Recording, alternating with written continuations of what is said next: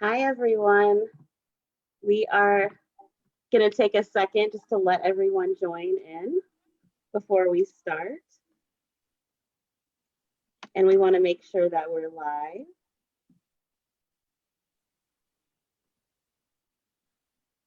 Okay, great. It looks like we are live. So looks like we made it. Yay. Yay.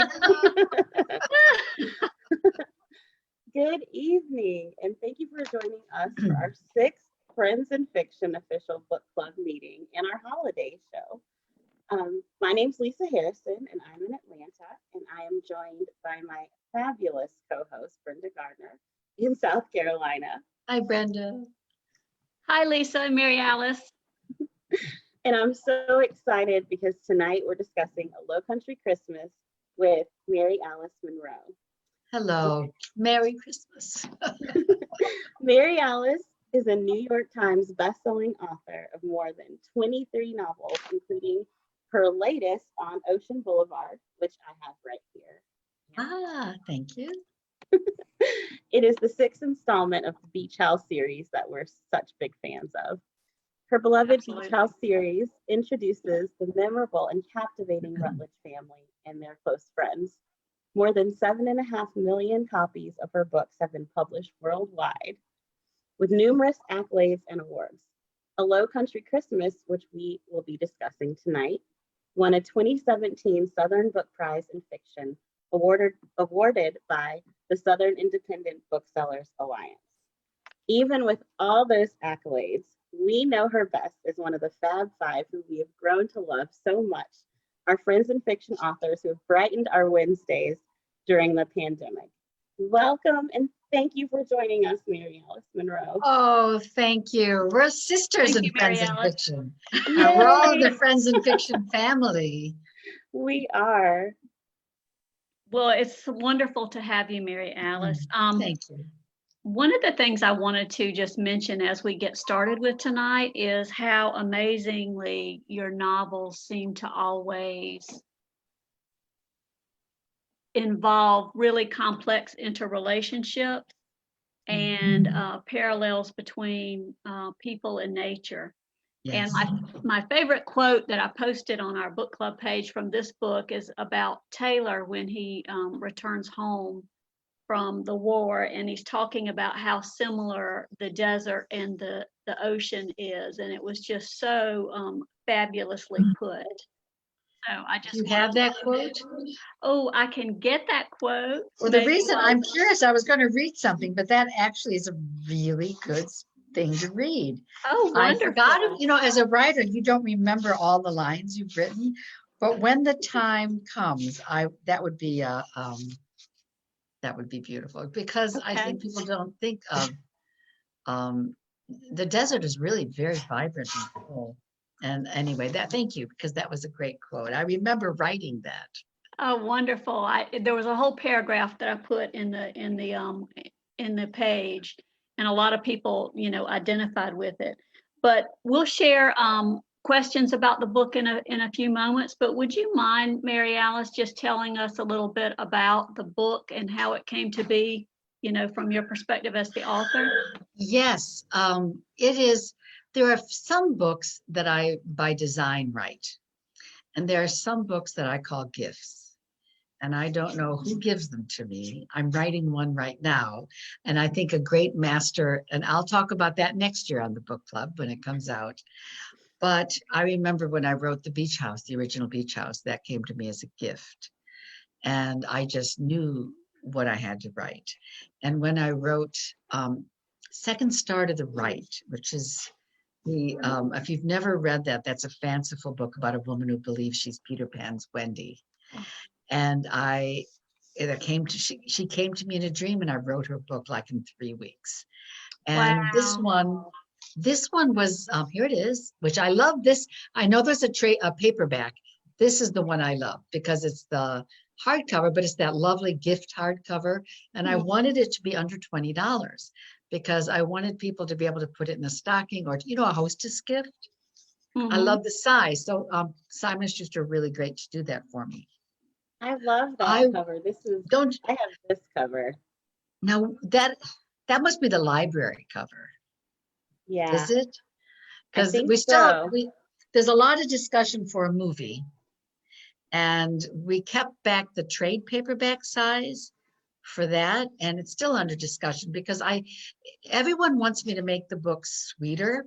So imagine if Oh, I was inspired. This is a tough book in the sense that I don't pull any punches about what it's like to live in the Lowcountry as a shrimping family.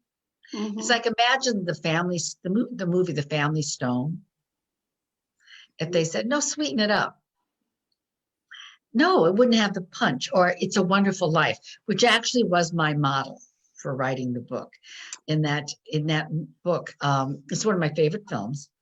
But in that movie, the guy's about ready to jump off the bridge at the beginning of the movie, and he changes his mind to save someone, but his whole life is a reflection, and he suffers. But at the end, you've suffered with him. So when he makes the change and he's running off at the end, Mary, and he's crying out, you're with him more than if it's just a sweet story, to my mind. So I loved that. And when I wrote this book, I'll tell you where it came from. I had been writing the Lowcountry series, which is Summer Wind, Summer Girls. I have to think about it. Summer Girls, Summer Wind, The Summer's End, and A Lowcountry Wedding. And during the research of that time, I was working with dolphins every year at the Dolphin Research Center in Florida. And I worked with wounded warriors at the Dolphin Research Center. And I became very emotionally attached to the project. And we would bring the wounded warriors in. And at the beginning, you would have a group of 17 or 18 men from all areas of the military. And, you know, they would be in their groups and they'd be tough and no one would talk to each other. They all had PTSD, which is why they were here. Mhm. And some of the men had scars, some were missing limbs, and some no scars because it was the invisible scar of PTSD. And the first thing that we did was throw them into the water with the dolphins. And I tell you, the dolphins were amazing. They did know they were different. They treated them with more care and gentleness, like a child. If a man was missing a limb, they would echolocate to figure out something's different here. And if they had shrapnel, they'd come up and they'd echolocate, which is, I've been echolocated, and it means they use a sonar and it tingles. And so the guys would be, what's he doing? What's he doing? Because they were a little freaked out. They saw the shrapnel in the body and what is that? That's different. And they do the same with pregnant women. So at that point, what was really, really beautiful to watch was how the men relaxed with the dolphins. They had a little bit of a childlike experience. And they went from here up against the wall. No one's going to go in first. You know who the first guy was? The first group I had, the first guy I had was all these big burly guys were like groups of 6 on a platform knee deep in the water, and one had to jump in with the dolphins. And they all had their life preserver on. And I remember I did the life preserver of this one man who had no arms. And he just was like, well, do it real tight, you know. Think of the courage it took to go in the water with no arms. Wow. And so I did it real tight. And all the guys are like, I'm not going in first. I'm not going in first. This man with no arms jumped in. And the dolphin came right under him and lifted him up. After that, the guys were jumping in. And it was so great. So I had several experiences with these Marines over the course of years. And some of them had their dogs. And that was the relationship I was really curious about. And they were right, the men who were connected to their service dog. The dog was always right there. And I remember I wrote about it in the book, the series, that not the Christmas book, where the dog came up to the edge of the platform and the dolphin was coming up out of the water. Everyone was holding their breath and the dog got a little closer. It was a black lab and the dolphin was bobbing up with its rostrum, they're sticking up. And of course they touched. And we all started crying. It was just so beautiful. So I knew there was something there with the dog and the relationship. And I remember one man who took me under his wing and talked to me about his relationship with his dog. He was the one I designed my character after in this book. And he told me his story. And I remember one line he said, "I love my wife, but I need my dog." And I thought that was a real confession. And he told me about waking up in the middle of the night and some of the trauma they have when they don't know where they are. And people can get hurt in the middle of the night. So all this to say, I finished the series and I carried in my heart for a long time wanting to write about the service dog. And it would have been about, and I used Taylor, the character in those series. And it's not a series book. And I keep fighting with the listing. It's not a series book, but if you read the Lowcountry series, you know the character. But it's before it began, when he first came home from Christmas. And I love Christmas. It's my favorite time of year. And I always believe that the mother is responsible for everyone to have a happy Christmas. Come on. And that's not in the book, is it? It's like the cooking, the cleaning, the decorating is like everybody's got to be happy, because if they're not happy, they're not blaming dad, they're blaming mom. So right. she is so excited that Jenny, they're a shrimping family, and they're in McClellanville, which is an actual community and one of the few remaining shrimping communities along the Southeast. It's such a beautiful community. I described it just exactly as it is. And this is a shrimping family down on their luck because, in fact, it's a vanishing industry. I wrote a book about it, Last Light Over Carolina. Which was fabulous. Thank you. And it's the only book to this day that's written about the shrimping families. And if, the guys can't make a living, bottom line, because of imported shrimp. So the father just had to put his boat up on the dock. He was out of luck. He couldn't make a living. So they're financially strapped. That's the setting. The young Marine comes home and he's got PTSD and he knows it's going to be tough. And Mama is thinking, our Christmas gift is Taylor's coming home. And then 10-year-old Miller, all he wants for Christmas is a dog. His best friend's dog had puppies, and you know how it is when you see those puppies. You want a dog. It doesn't matter if it's a purebred or you just want that puppy. So it's the story of a family under duress at Christmas. But the subplot is the story of A Christmas Carol, because that is a story of forgiveness and redemption. And it's how a family, like A Wonderful Life, comes together. And there's a moment at the end when it's just that gathering of joy. And it's a really great book. And I have to tell you, I wrote this book in about 6 weeks. Wow. It was in my heart for 6 years. And I remember my publisher said, I've got to write this book. No, we want you to. I said, I'm writing this book and you can buy it or not. And they said, well, we'll buy it. It'll just be your gift. They did nothing. They put it out and there was no promotion. That I just didn't care. I wanted people to read it. This is the only one of my books, and it won the Southern Prize for Fiction, which a lot of us are nominated for that prize. If you're a finalist, it's a good deal, but to win it is huge.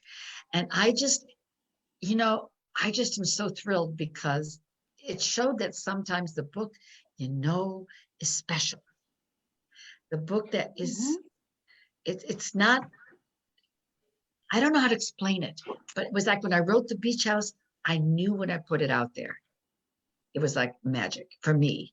And it was the Oh. book, my first New York Times hit. And when I put a Lowcountry Christmas out there, even though I didn't care, they didn't do any promotion. I just went, I want this out there. And it's really great. And it will be a movie. It's just, I turned down options. I want it to be the right producer and it's got to be the right one. It's just such a great story. And I don't say Oh. that as the writer, I say it as someone who up there who gave me the gift. Well, So I hope everyone enjoys it. I'm sure they will, and they already have. I was going to Yeah. say it's kind of like the book chose you It because, did. you Mhm. know, because it gelled in that amount of time. That's just amazing. Thank you That so is much amazing. You know, the for those. Marines, 6 weeks? what, Pardon? 6 weeks. That's Wow. exactly, by the way, how long it took Dickens to write A Christmas Carol. Oh That my I did gosh, not Mary Alice. know, and that is a good segue into the next question. I did want to mention that the PTSD as a subject matter for a Christmas Yeah. book was a couple of our readers had asked about that. You've already answered their questions, but it's just Mhm. interesting how many people were interested in the background of why you chose PTSD. Well, I wanted to say, I was hoping it was right up here. There was a quote, but the Marines, I'm going to get it wrong, but the organization that helps PTSD Mhm. endorsed the book and encourage it. So it's if you know anyone who has PTSD or a family that is struggling with PTSD, it gives you a glimpse into not only PTSD and some of the common issues facing it, but I was all behind the service dogs. And what I loved about this particular service dog are the programs that choose dogs from shelters. And they pick the dog, and they give them a personality test. The people at the shelter know which dogs have promise, but they have to pass a personality test, and then they have to go through rigorous training before they are even offered to anyone. And they choose the right dog for the right person. Because sometimes Mhm. a Marine or a soldier might say, I'm a big guy and I want a German Shepherd. And that might be the exact wrong dog for them. So they'll know that maybe what you need is a little tiny poodle. It's the personality, because sometimes what they think they need is not going to help their weakest point. Mm. And one of the things that I discovered, what that man meant when he said, I love my wife, but I need my dog, is that I witnessed for myself that relationship. The dog is reading into every signal that woman or man gives off. When they're asleep at night, they catch the bad dreams. They go outdoors and they stand in front if there's anything they think would not be dangerous, just spook the person. It's a truly symbiotic, miraculous relationship. So to my mind, in It's a Wonderful Life, Clarence was the angel, and it changed Jimmy Stewart's life. And in my novel, the service dog is the angel that transformed everyone's life. Oh, that's beautiful. And That you is may so have just given beautiful. people a hint about what your favorite movie is on the Facebook page. You heard it here first. Yes, you heard it here first. Well, I'm going to switch gears a little bit and go back to something you mentioned a minute ago. And Lisa, I know we're encouraging questions in the live chat, and Lisa's going to pull a couple of those in just a few minutes. But I wanted to ask again, you mentioned about A Christmas Carol, and it played a very prominent role in this novel. Could you tell us, Michelle Marcus would like to know what your connection is to the story, to the Dickens story, and what kind of connections you hope your readers will make to it. I have studied Dickens, seriously, not just loved his books, for 20 some years.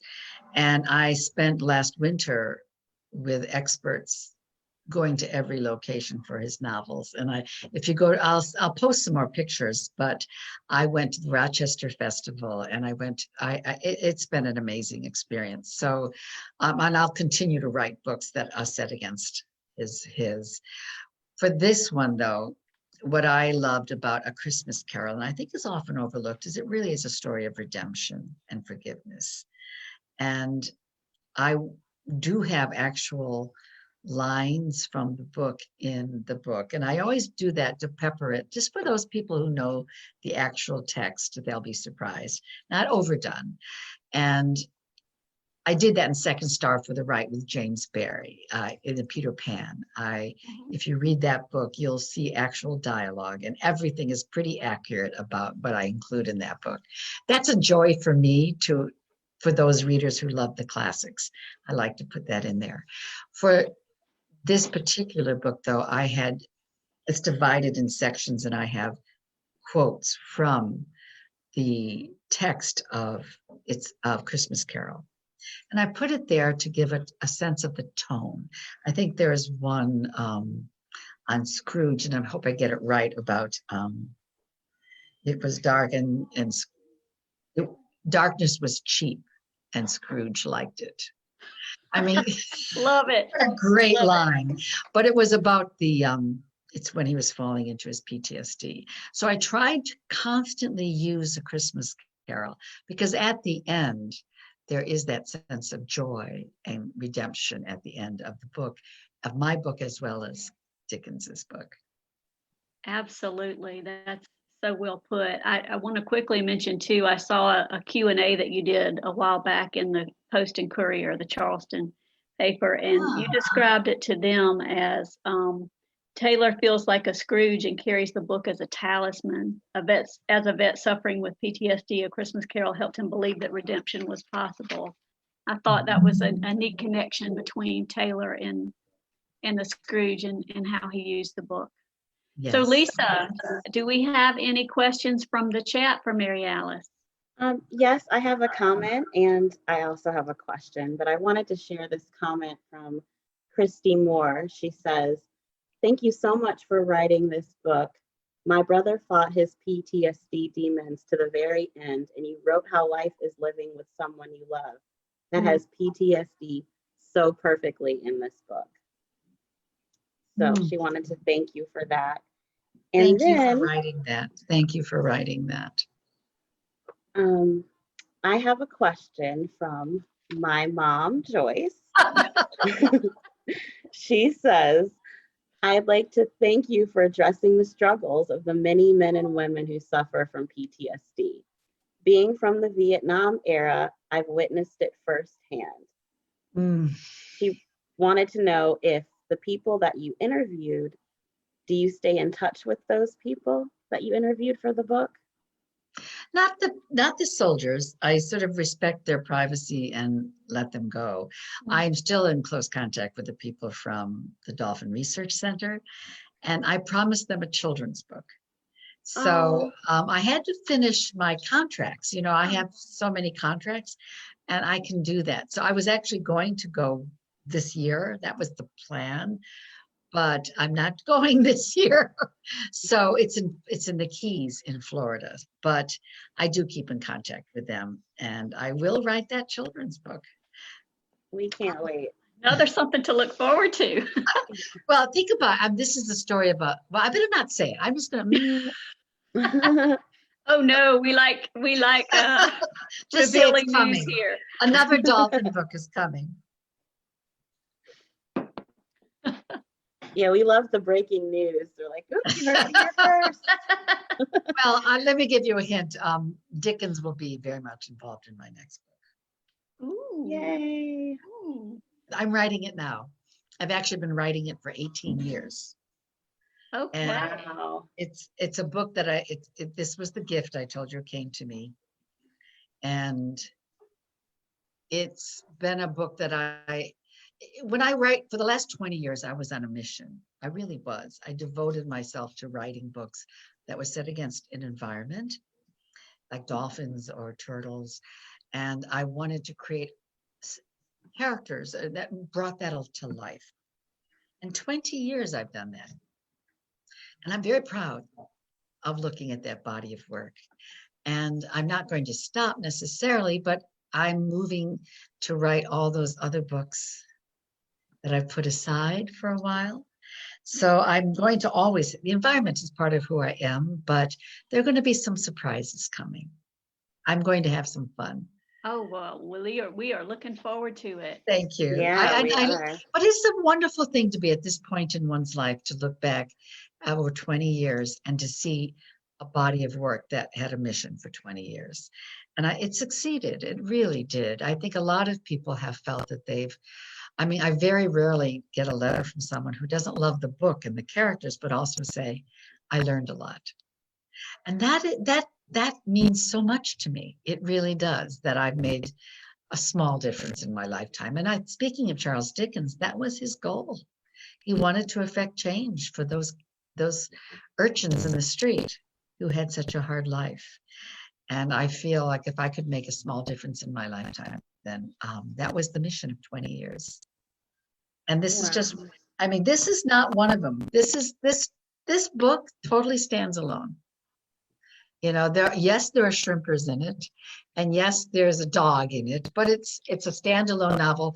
The whole message is about Christmas. It's just as much a story in my mind of the mother who had to save the family, the weight of being the mother, of the little boy who thought his Christmas was being ruined, and of the soldier with PTSD. It's how PTSD doesn't happen just to the soldier. It happens to the family. So true. And I wanted everyone to see that it was a redemption for them all, which made it all the happier at the end. Think about your Christmases. Aren't you the one who feels, I got to bake the cookies? My husband's not worried about making cookies. I've got to I put the decorations up. That's right. And it's an interesting parallel. This is a very serious Christmas book, and yet it's an uplifting book, but it's kind of an interesting book to have during these times when we're all struggling so much with the pandemic and everything else. And then we're struggling just as Taylor was struggling. That's thank you so much. If I could take a moment, Lisa. Okay. You are welcome. Lisa, if there's more from the chat, I'm going to mention one question that was posted in advance from Laura Alcon Brown, and I think this is a fabulous question. Mary Alice, you wrote some in the voices of Miller, Taylor, and Jenny. Did you find it difficult switching back and forth so the character stayed true to his or her character? It's the only book that I've ever written first person. And I loved it. And I did it for, every book I write, I look at how is the best way to tell this story. And I usually like third person. I like to read third person, but because I knew I was trying to choose characters based on how to show the family was enduring this Christmas, I chose first person. And when I wrote the 10-year-old boy, Miller, I knew it was so easy for me. It just bubbled out that I knew I could write middle grade books. And I did. So it was because of that I said, I can do that. And that was the birth of the middle grade book that's coming up? Exactly. How about that? Yeah. It's all connected. It's all connected. I know. Because I wrote that first person. It's the voices were just so true. I'm glad that she questioned. Lisa, do we have something coming up in the chat? Yes, I do have a question from Laura Beth Eastman. She says that she loved the discussion of Christmas traditions and wondered what traditions you have with your family and if any of them are in the book. Oh gosh. other than, I think she makes a turkey, which is something I always make. No, not a lot, other than, the mother. I really felt the mother's role. But that's not a tradition. The traditions in my family are every year we have the fathers. I don't know if you remember this discussion, that we have the father makes the dinner for Christmas Eve. He doesn't go to church. And in the book, they all go to the theater and the father doesn't go.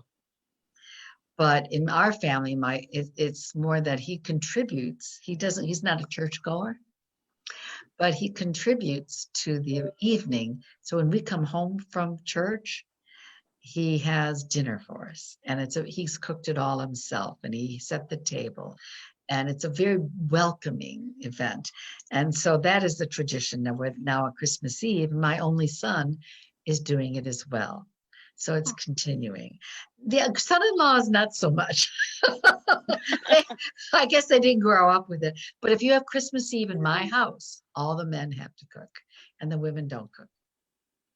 So that's I like that tradition. I do too. I think I should write a book on that. I can get behind that. I like that I one. could get behind that one too. That's when hilarious. we come home from church, my husband has champagne for us to walk in the door. Oh, Nice. that is just fabulous. Yeah. Well, I tell you what, Mary Alice, I'd like to change gears a little bit, if that would be okay. Sure. Lisa and I, when we were talking in advance, we were very interested in the short stories that you and Patty wrote for the Reunion Beach, which is coming up April 27th publication, the tribute to Dorothea Benton Frank. Could you tell us a little bit more about that? Well, for the background of that is after Dottie died, which shook us all. And she and I were, neighbors as well as friends. And she left a void. And so her publisher, her editor, Carrie Farron, who I've known her since she was an assistant editor. She was trying to think of some way to commemorate, to honor Dottie.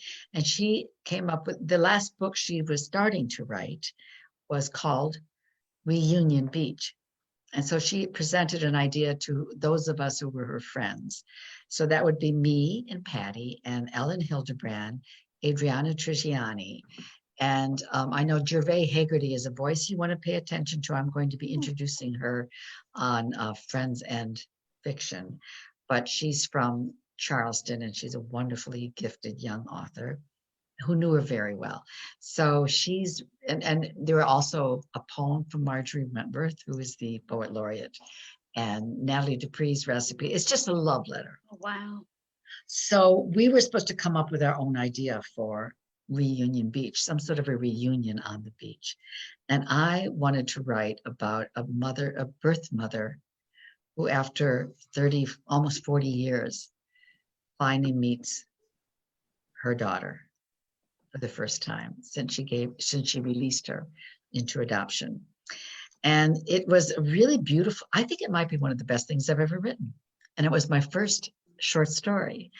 And it was it was sort of like a gift again. I just wrote from my heart. And interestingly enough, it does begin on the beach with a turtle lady, because I immediately resonated with the idea of when you release a hatchling and you watch, especially from a nest that has already emerged, and you maybe only have one or two hatchlings, we call them babies. And you release it out into the water and you watch it scramble, and then it goes and you never see that hatchling again. I thought the parallel for a woman who was about ready to see her child that she released into the world was so powerful. And I think all the stories are remarkable. Patty wrote a beautiful story, and Adriana, everyone wrote from their heart. So I think it's going to be a very powerful collection of stories. Thank you so much for sharing that with us, Mary Alice. That one is going to be available for pre-order, and it's in April. So we're really looking forward to reading all of those stories from. I can't wait to read that. I Yeah. love that you guys kept the title too, Reunion. Yeah, Beach that as was the theme because of that title. It was a theme for all Yeah. our stories. So everyone put a story pretty much on the beach. Adriana's is kind of a stretch. I read it. It's not really on the beach. But that's all I'm going to say about that. You'll have to read it yourself. Okay, great. Well, I do have a question. Um, one of the things I wanted to know was the names of the characters. Did they mean anything to you? How do you usually pick the names for the characters? And especially for this book, Yeah. how did you pick the name Thor for the service dog? I Right. loved that. I loved it. Don't you? Well, for Thor the dog, he was so big. Yeah. And I just thought, and muscular, I just thought that for some reason it was just the name because Thor, God of thunder, we all, and I love the Yeah. character. Taylor he was the Marine in the Lowcountry series, but it was before he met any of the people in the story. So it's like precedes it, so it stands alone. But he was named after an actual Marine. Mm. And Jenny, I just looked for names that were Lowcountry names, Miller. I sound a lot of names out. Blah, blah, blah, blah, blah. And all of a sudden I hear it and I go, that's it. Occasionally for a books, like I will choose a name because it directly is associated with like Eve in the book club. She gave birth to she was the originator of the book club. So Eve from the Garden of Eden. So that was easy. And all the characters in that book are from authors. And all the characters in the Lowcountry series are the authors that the father loved. So Rachel Carson is Carson, and Harper is obviously Harper Lee, and Doris is Doris Lessing. So each of those, it was authors that the father loved. But for this book, other than Taylor and Thor, who I just loved size, it was because they were Lowcountry names that just rang true. Gotcha. It's Wow, really, I love that. I know, it's fascinating because naming the characters is really an art because it's kind of like you can go through a lot of iterations and then suddenly that's it. No, when you know the characters, and sometimes you name a character and you change it because it doesn't suit. The more, especially the primary character, my primary character is often the weakest character at the beginning of a novel because she's the one I'm working. I'm the most identified with. So when I get through the whole novel, I'm beginning to dig her out, and then I sometimes change the name. That's just bad. Wow. Yeah. It's a tough thing. I mean, it's also instinctive. Speaking of Dickens, he used to just name off. He collected names, and I do that too. And when I sign names, I say, "Ooh, tell me about that name." Like Sarah June, I used that in the book. I said, "I've never heard that before," but he was like, "What was that name again?" And I keep a list of names I love. And Dickens would write names down and play with names until he hit it. Like Scrooge, you just can't come across that name easily. That's Oh, and of genius. course now it's synonymous with that character. Exactly. Or any person who's miserly, right? Right. But it would have been certainly not that way back If then. his name was Smith. Oh, Smith. He's such a miser. Scrooge. It would have a whole different feel, wouldn't it? It sure would. Definitely. Mr. Macabre. Oh, Mr. Peck-and-Sniff. Now think about that one for a minute. Mr. Peck-and-Sniff. Yeah, that's from Martin Chuzzle. But that's the name you got to think about. Absolutely. Well, I do have a few more questions from the chat. But one thing that's overwhelming, everyone is thanking you for your stories. Thank you for being so open and sharing with us. And they're so thankful that you wrote this book about PTSD. There's just so many comments about that. I couldn't read them all, but definitely Thank a you. That theme means in the book. world to me. That's why I wrote the book. I mean, and it's my tribute to this. My son's a Marine. So it's a tribute to all the men and women in the services who have fought for us, but also who have come back with PTSD.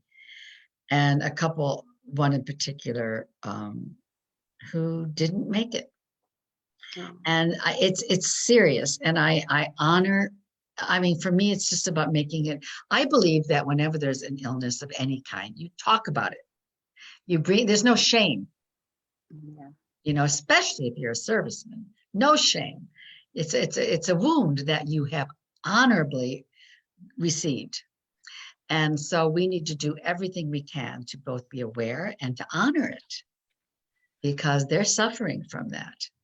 And I'm so pleased that now PTSD is an open conversation and it's recognized.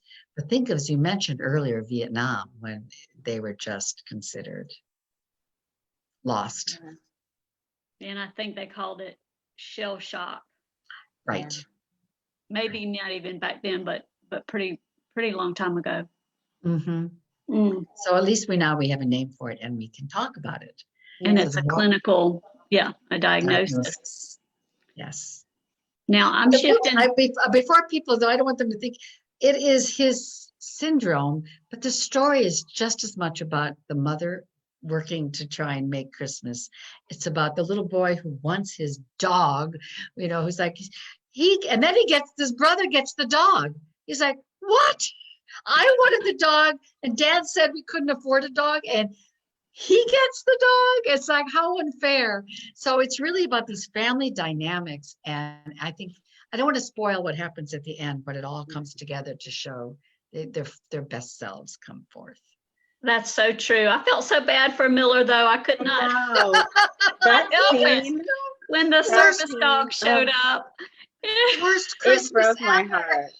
It Especially broke because his my mother heart. said they had no money, and the mom is going, oh, Taylor's coming home. That's our present. And a 10-year-old's going, that's my present.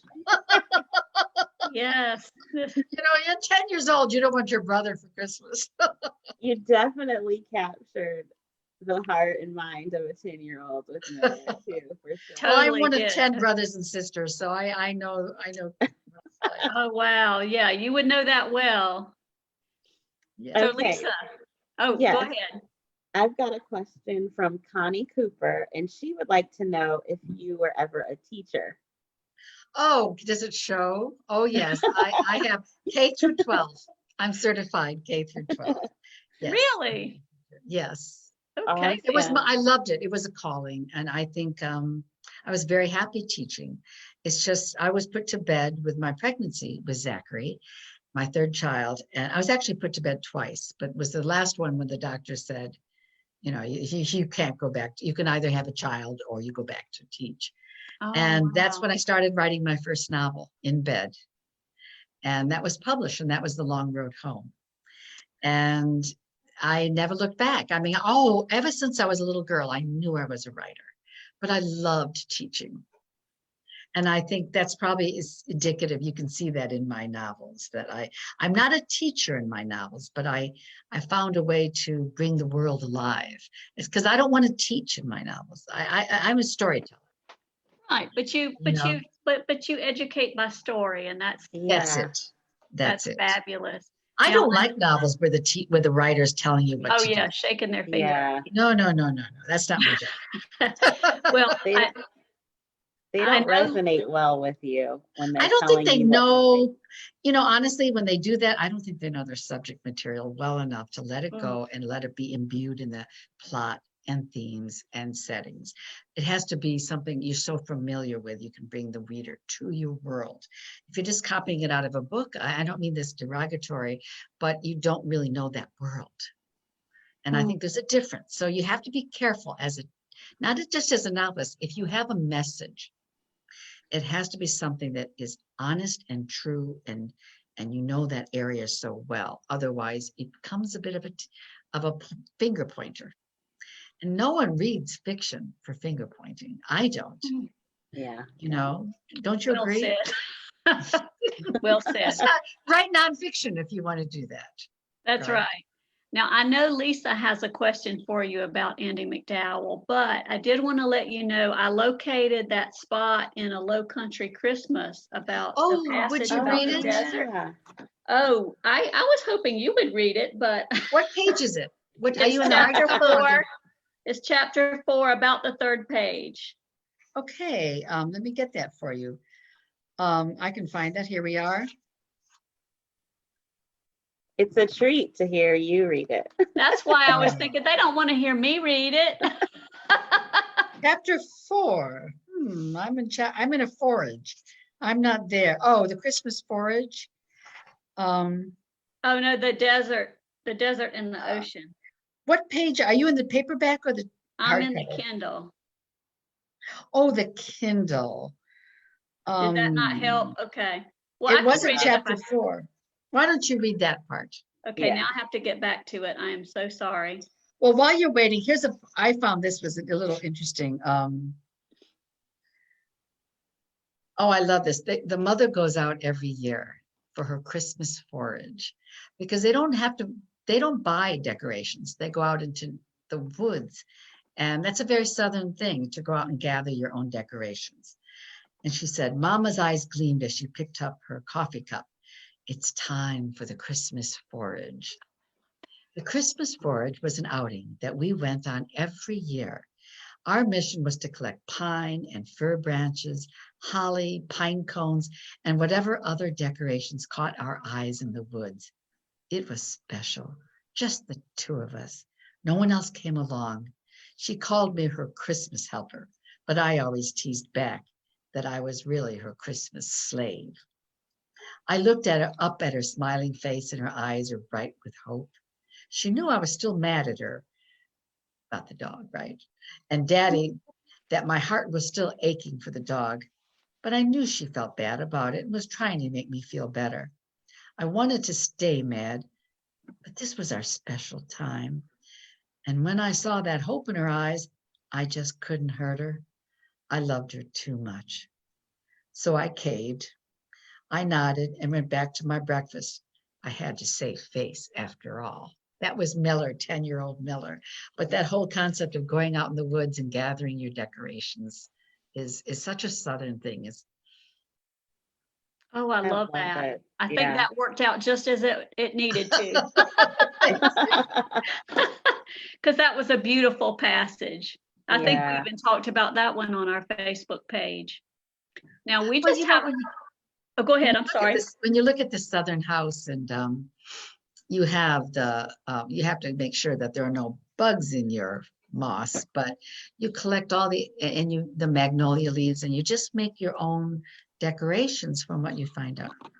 If you have a pittosporum, big old shrub, you just flip, flip, flip, flip, flip, and that's the greens for your tree. It's just so beautiful, and it's free. I And know. you go outdoors while you get it. And it's I such would- an adventure. I It would is. love to do that. This introduced me. I've never heard of that before. I'm originally from Chicago, but I live in Atlanta now. And when I was reading that, I thought this would be so much fun. I would love to do this. It is. We take a little wagon or backpacks, and up in North Carolina, we have a mountain house, and a tree was during the big storms we had, some of the limbs fell down. And I was so thrilled because it was a longleaf pine, and I can't get that high to get them. But I was able to clip all these beautiful boughs with longleaf pines, needles hanging down. And boy, did I have good decorations this year. Oh, that's fabulous. I thought about that passage when we picked out our Christmas tree this weekend, because the woman cut the bottom branches, and I remember thinking, wait, I might be able to do something with that. Oh, take them home. Always take them home. Only because of your book. That's gold. Yeah. That's right.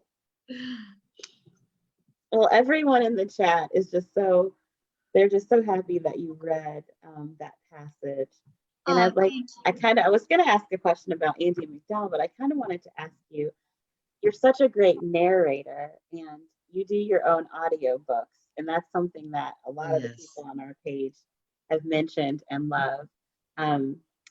What is do you just enjoy to do it yourself, or what's the reason that you picked to do it yourself as opposed to Well, I getting? studied acting when I was younger, so I knew that I had some training. And then I remember when Brilliance Audio first made an offer for the beach house. No, it was swimming lessons. And I said I would like to audition because if I didn't, and that was just before I met anyone, I said, I just want to audition because if my voice isn't right, the last thing I want is to be the author with this horrible voice that no one wants to hear.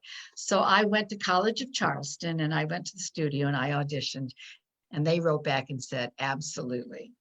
So I was the first one I did. And I didn't go back and read my old books. But ever since the Beach House on, I've read all the books, with the exception of the last two. And that's because when I did the summer guests, there were so many foreign accents. I was worried, and men, that I just thought I'd better leave it to a professional. And Cassandra Campbell was great. And then last year, I couldn't travel. I wouldn't because of COVID. And so they gave it to Cassandra again. And I couldn't go to New York to do the recording. So, but I fully intend to read the next one and the children's book. I love it. You know, it's hard work. You're in a studio with your earmuffs or your earphones or whatever, and it's very intense. If your stomach growls, or you know, you don't forget your tongue is a muscle, and if it gets weak and you slip, you go back. So it's about a week, about 6 to 8 hours a day for 5 days or longer. Wow. Yeah. But I love to do it. And I think because my readers enjoy listening to my voice, I do it for them too, because I know I like to hear the author. If they do a good job, I really love it. Yeah. I love it. And I find myself now when I read your books, like when I read the physical books, I still hear your voice in my head when I'm reading.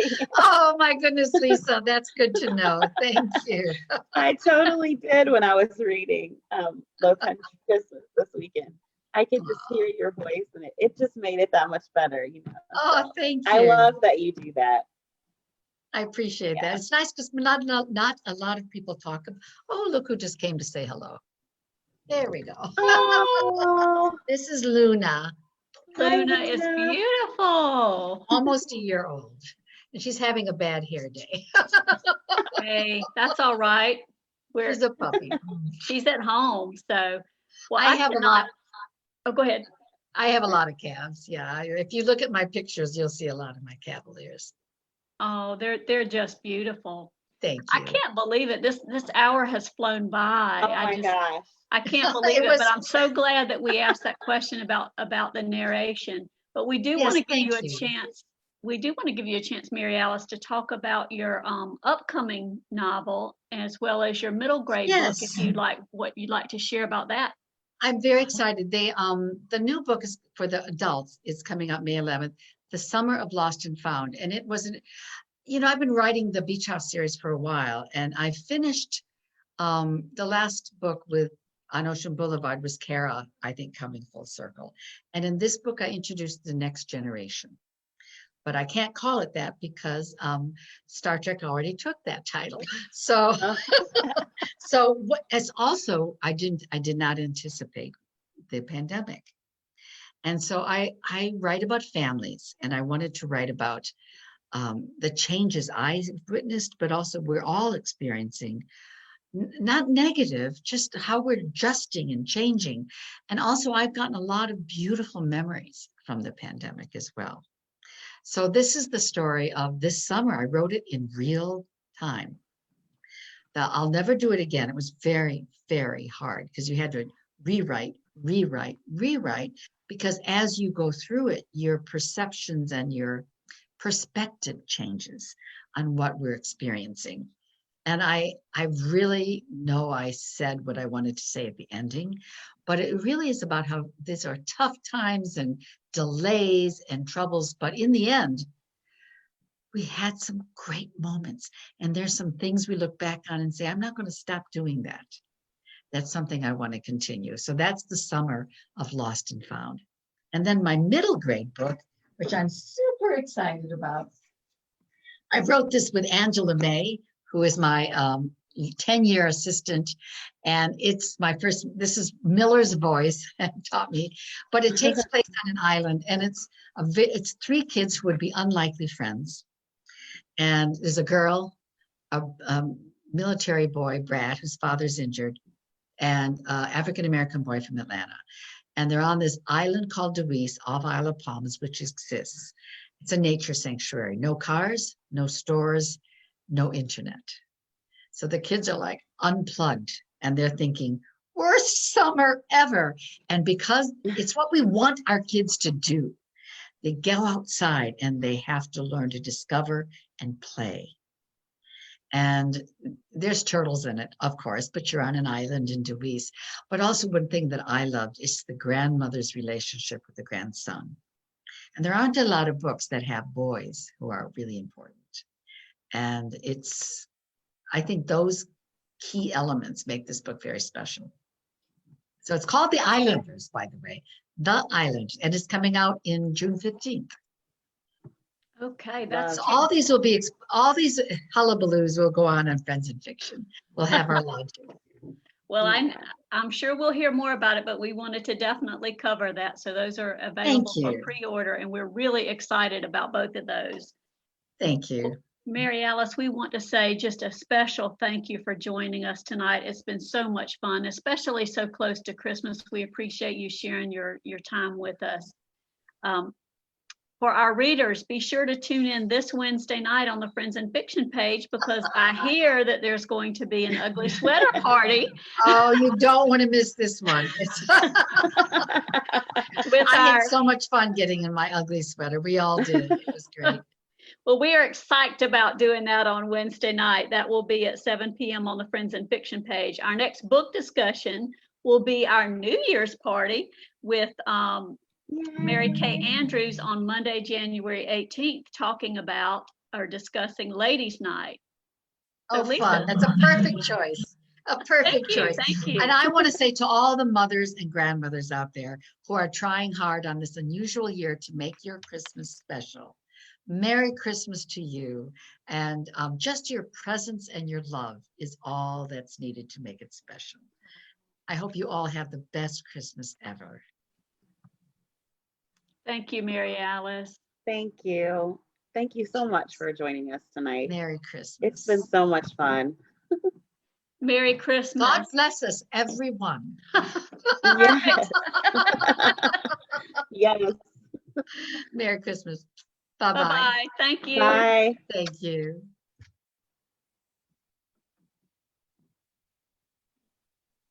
All done? All done. Thank you, girls. Oh, we did it. No nosebleed. Yay.